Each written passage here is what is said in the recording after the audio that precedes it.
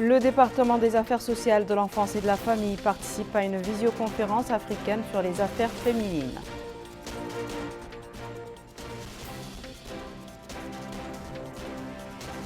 Poursuite de la 19e journée consécutive des conférences religieuses, celle d'hier avait pour thème la sincérité et la fidélité.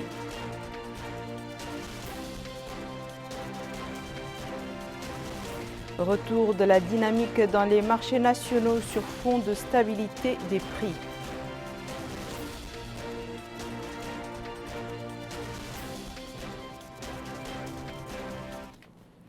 Bonsoir mesdames, mesdemoiselles et messieurs et merci de vous joindre à nous. Nous ouvrons ce journal par cette triste nouvelle. Il s'agit du décès du 9e cas des suites du coronavirus.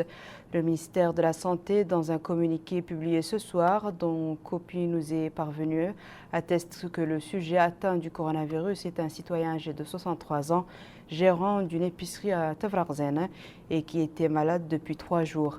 Le périmètre menant à l'épicerie a été délimité et tout le personnel a été confiné au sein du local. Comme a été confinée la famille du défunt et le ministère poursuit les investigations pour déterminer plutôt toutes les personnes qui étaient en contact avec lui afin de les mettre en état d'isolement sanitaire. Notre pays, représenté par notre ministre des Affaires sociales de l'enfance et de la famille, a pris par visioconférence aux travaux des ministres africains en charge des questions de genre et de la condition féminine, tenue sous la coprésidence de la directrice exécutive d'ONU, Femmes, et de la présidente du comité technique spécialisé de l'Union africaine chargée de l'égalité entre les sexes et de l'autonomisation des femmes. Abdelrahman Hamadan.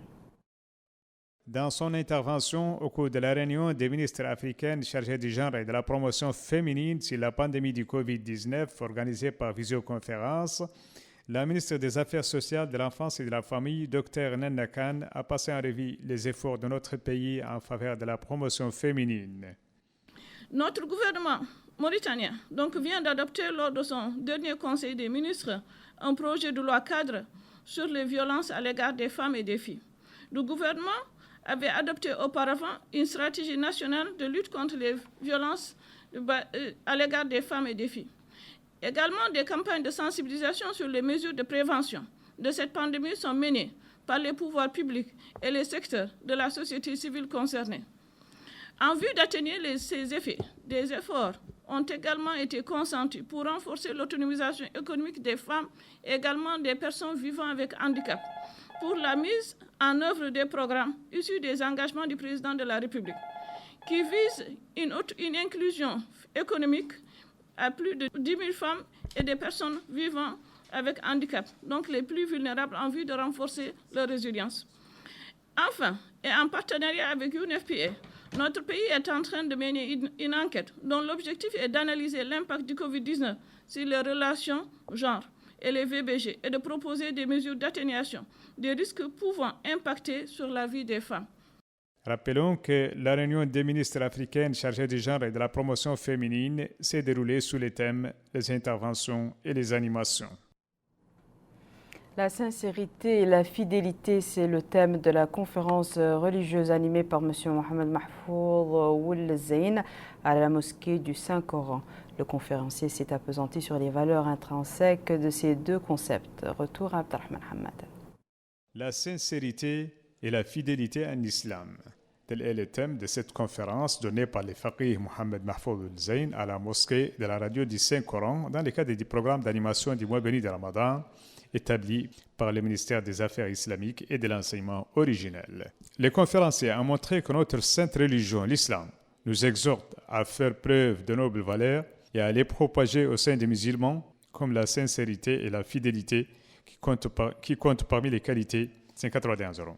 Le conférencier a montré que notre sainte religion, l'islam, nous exhorte à faire preuve de nobles valeurs et à les propager au sein des musulmans, comme la sincérité et la fidélité qui comptent parmi les qualités qui doivent être celles du musulman, se référant en cela sur plusieurs versets du Saint-Coran. Il a noté que parmi les grandes missions confiées à l'homme figure la magistrature suprême, car c'est lui qui l'assume, a-t-il dit, et responsable des affaires des musulmans dans tous les domaines, y compris ceux relatifs à la religion. Le faqih a en outre souligné que la sincérité a été louée par le prophète Mohammed, prière et salut sur lui, évoquant dans ce sens les hadiths qui exhortent les musulmans à faire preuve de sincérité et à s'éloigner du mensonge. Il a enfin évoqué amplement les vertus de la sincérité et de la fidélité, soulignant qu'elles seront largement récompensées par Allah. Il semble que la plupart des pharmacies font face à une rupture de médicaments et non des moindres.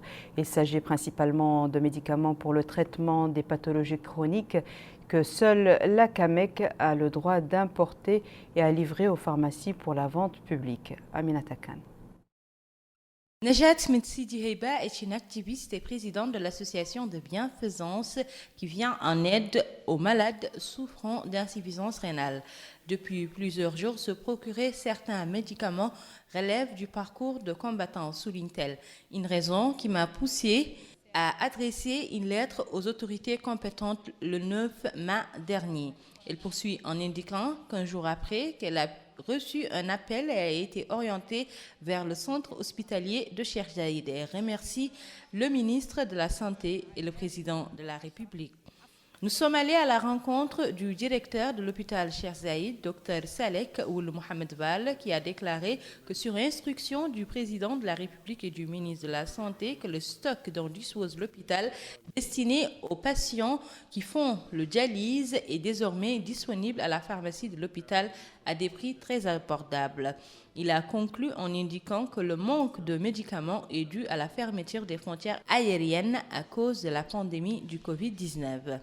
Ce pharmacien nous a énuméré les médicaments qui sont actuellement en manque dans la capitale. Il cite les médicaments pour les diabétiques et pour les cardiaques. Nous nous sommes rendus à la CAMEC où le directeur Cheikh Ould Zeidan nous a donné une toute autre version des faits car selon lui, la CAMEC a pris toutes les mesures nécessaires pour faire face à cette pandémie et éviter une rupture des stocks des médicaments. Voyons à présent la situation au niveau des marchés à l'intérieur du pays. Une semaine après l'allègement des mesures qui ont permis à certains commerces de réouvrir, la caméra d'Al Mauritania s'est promenée dans le marché de la ville de Kermassen. Abdullah Damaba.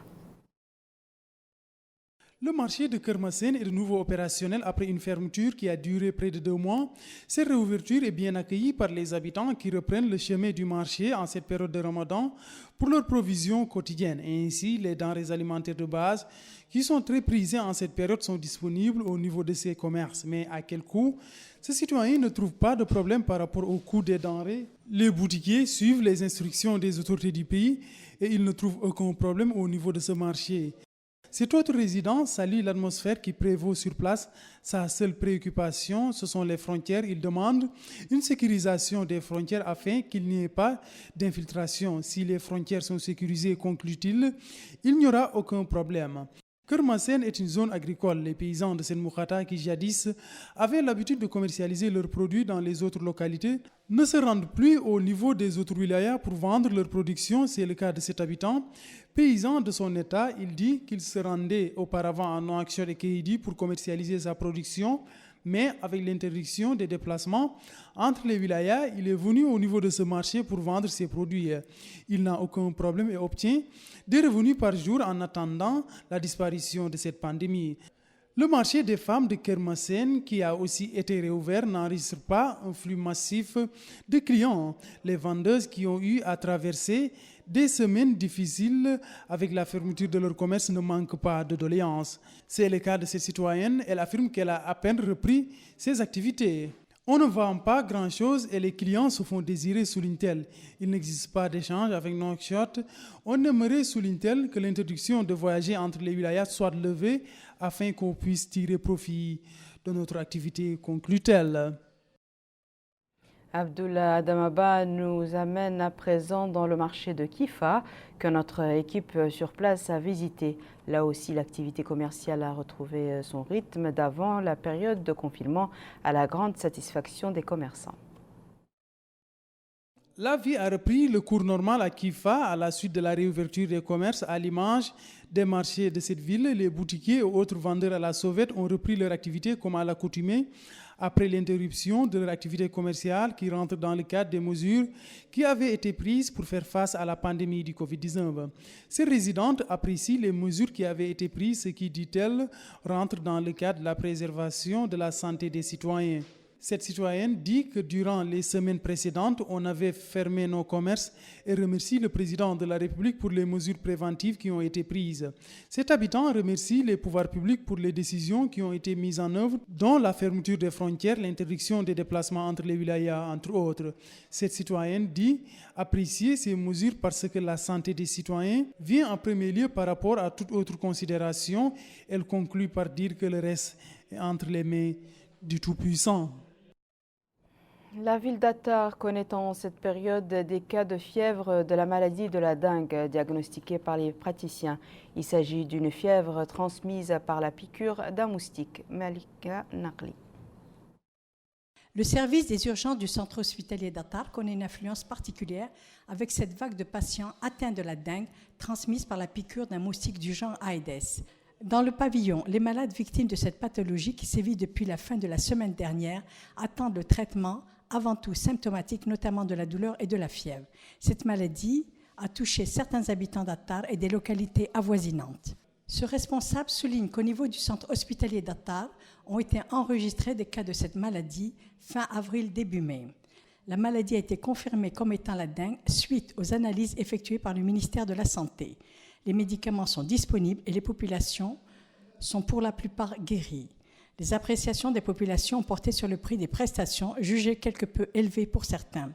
Celui-ci déclare que les analyses ont été effectuées au prix de 5 500, puis de 7 500, sans que les malades aient été pour autant évacués. Quant à celle-ci, elle déclare avoir ramené son fils atteint de la dengue, mais la pharmacie ne disposait pas du traitement ou à des prix prohibitifs. Ces plaintes ont été amenées à la connaissance des responsables de l'hôpital, ce à quoi ils répondent que quant aux médicaments de base, ils sont tous disponibilisés par la CAMEC. Mais en ce qui concerne certains médicaments dits combinés, prescrits par certains médecins, ceux-ci ne sont pas toujours disponibles. L'hôpital se base essentiellement, dit-il, sur les soins d'urgence, les maladies chroniques et basiques. Personne, dit-il, ne peut dire que les prix ne sont pas les mêmes que ceux pratiqués ailleurs. En réalité, il n'existe pas de traitement curatif spécifique ni vaccin. La lutte contre les moustiques est le meilleur moyen de réduire le risque épidémique. Nous refermons ce journal par le Tagan qui vit à l'heure de l'opération de vente d'aliments de bétail. Le programme pastoral spécial mis en œuvre par le gouvernement a pour objectif de faciliter aux éleveurs l'accès aux aliments de bétail à des prix subventionnés dans toutes les communes du pays en quantité suffisante. Le Wali du Tagan a saisi l'occasion d'une réunion avec les acteurs chargés de cette opération pour appeler à l'accélération des autres volets du programme d'urgence, programme pastoral spécial, gratuité des soins vétérinaires, forage de puits dans les zones potentiellement riches en pâturage. Il a ajouté que l'opération avait pour objectif d'aider les éleveurs à dépasser la période de soudure et de tirer avantage du soutien de l'État durant les moments difficiles. Ce sera tout pour ce journal, mesdames et messieurs. Voici à présent le rappel des titres. Le département des affaires sociales de l'enfance et de la famille participe à une visioconférence africaine sur les affaires féminines. Poursuite de la 19e journée consécutive des conférences religieuses, celle d'hier avait pour thème la sincérité et la fidélité.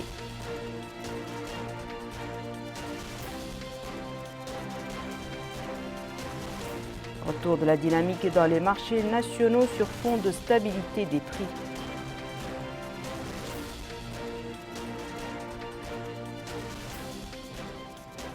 C'est la fin de ce journal, mesdames et messieurs. Merci à vous de nous avoir suivis. Merci de votre fidélité. On se retrouve demain à la même heure, Inch'Allah.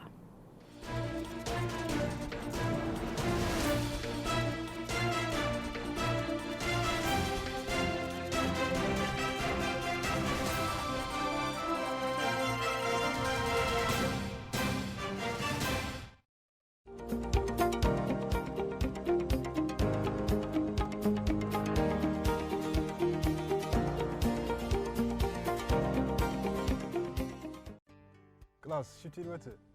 فيها toutes les options. ما عند حد في موريتانيا، عندي أنا وحدي. أنا عندي كل شيء. شو يبيع؟ هذا الصك آخر نكشة وجاي من أمريكا، ما هو عند كوني أنا وحدي. أنا عندي كل شيء. وياها تراك دراتي هذه للخلط وذا ديسين عندي لا أنا وحدي. حتى أنا عندي كل شيء. Tu sais chérie, cette année je te fais un cadeau de ouf. Un téléphone dernier modèle.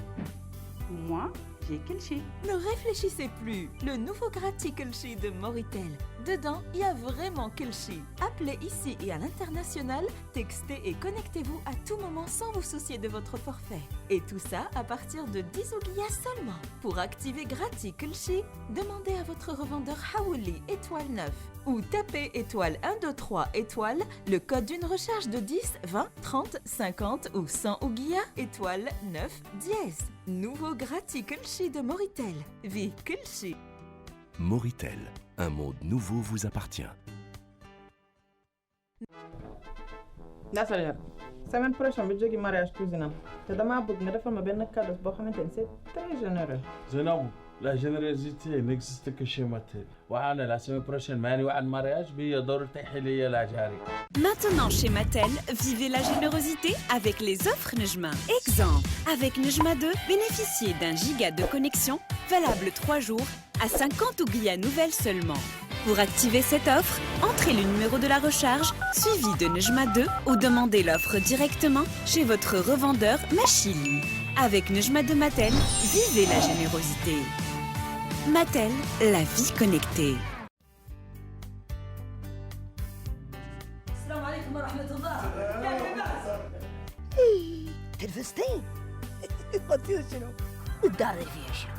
ليه؟ لحق يا بصيفتي خوتي ليه؟ تابلتين خوتي شنو؟ آمين. إيه الدار تمشي فيها دوبل. شنو؟ هاتيني pas au courant pour mon Moritel double ADSL. À l'occasion du mois sacré du Ramadan, Moritel double votre bonheur. Oui, Moritel fait passer tous ses clients ADSL au débit supérieur gratuitement. Restez confortablement chez vous et profitez également du doublement de votre débit internet gratuitement pour tous les clients Duo. Ce Ramadan avec Moritel, doublez votre bonheur. Moritel, un monde nouveau vous appartient.